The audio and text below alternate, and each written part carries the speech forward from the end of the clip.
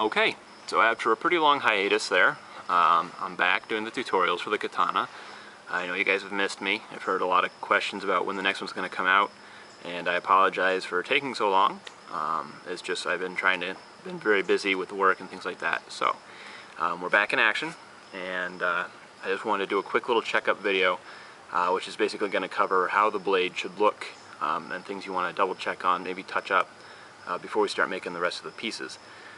This is just so you don't run into any trouble a little bit later, or you go back and think like, well, maybe that could have looked a little bit better. So if this is your first time making a sword with it, you may not need to worry about it. If you're really trying to be a perfectionist about it, or you really want to pay attention to details your first time around, that's cool too, and you can just kind of look for some of these things just to kind of increase the quality level a little bit.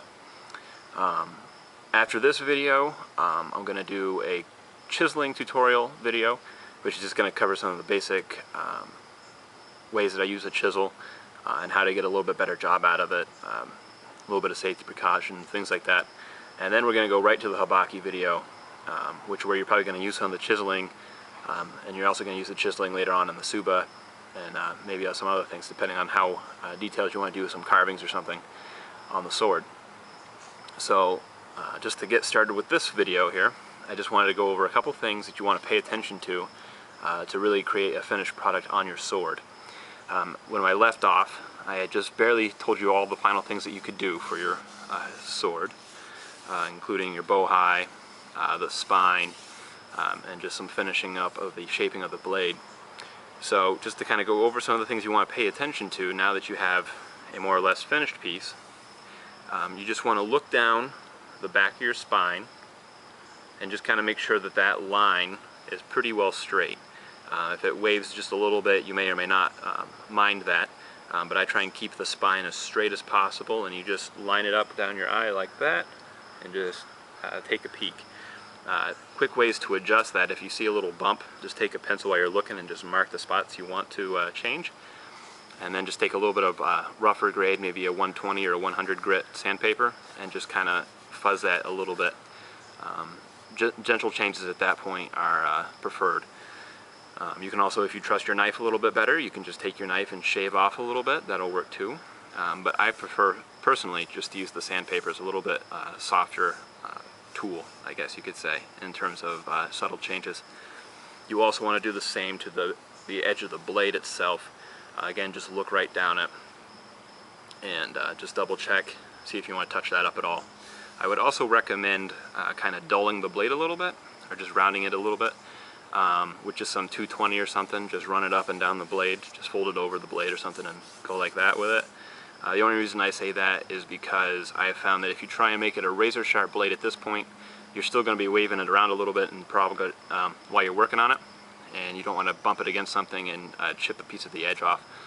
That's really kind of a pain in the neck to deal with a little bit later, so that also helps sometimes create a little bit smoother edge to it, so you don't get splinters. Minor stuff, but I just prefer to have it a little bit rounded edge so it's not razor sharp. The other thing you want to make sure is that your notches are clean here and fairly along the same level. That's going to be important when you do your habaki. It doesn't have to be, but it's recommended that you make sure that these are pretty well on the same line. Make sure that this is a pretty subtle curve. Again, you can also check the spine on the back of the tang. And basically just do a quick sanding of 220 all the way up and down the entire length of the blade. That'll kind of give it pretty close to what you want for your final, but it also is nice and smooth and makes it feel like it's a nice finished product for you before you finish the rest of it. Also gives you a general idea of how close the fit will be, because you'd be surprised at how much sanding with a 100 or 120 grit sandpaper later can change the fit of all your parts. So you want to have it basically where you want it at this point. So probably down to 220 is probably your best bet. So that's pretty much it for the things you want to pay attention to. So it's basically just checking all of your lines, making sure they're straight, not very wavy. Just making sure everything's a little bit smoother so that when you fit your parts, they're going to be a nice fit later on too. And then your blade should be pretty well finished. And like I said, a lot of the parts later on are going to be using the chisel and the blade a little bit, the knife, and and I'm just going to in the next video show you some of the tricks for that. So I hope you're up to this point with your blade. I've got a lot of messages that say that you guys are. So again, I apologize for taking so long in between, and I just wanted to give you a quick little checkup, make sure we're all on the same page, and I'll catch you with the next couple videos.